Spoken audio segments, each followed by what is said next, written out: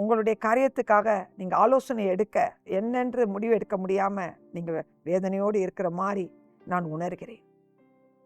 இது எப்படி முடியுமோ, இது நல்லபடியாக இந்த கடை வைத்தா நல்லா வருமா, இந்த பிஸ்னஸ் ஆரம்பித்தா நல்லா வருமா, என்னுடைய பிள்ளைக்கு இந்த இடத்துல வரன்னு பார்த்தா நல்லா வருமா, இந்த வேலைக்கு போனால் நான் நல்லா வந்துடுவேனா, பலவிதமான கவலை உங்கள் உள்ளத்தில் இருக்குது.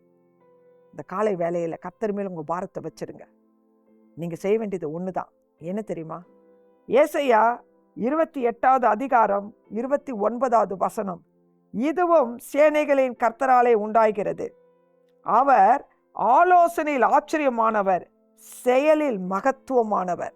கர்த்தருடைய ஆலோசனையை கேளுங்க. காலையிலே அவர் கையில் ஒப்பு கொடுத்துருங்க. அந்த காரியத்தை கர்த்தரிடத்தில் உங்கள் காரியத்தை ஒப்பு கொடுங்க.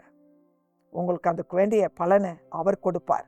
நேர்த்தியாக தகப்பனாக இருந்து உங்களை வழி நடத்துவார். அவர் ஆலோசனை ஆச்சரியமாக இருக்கும். இது எப்படி நடந்தது என்று நீங்களே அதிசயப்படுவீங்க. கர்த்தரே உங்களுக்காக யாவையும் செய்து முடிப்பார். கர்த்தருடைய கரம் இந்த காலை வேளையில் உங்களோடு கூட இருப்பதாக. ஆமென்.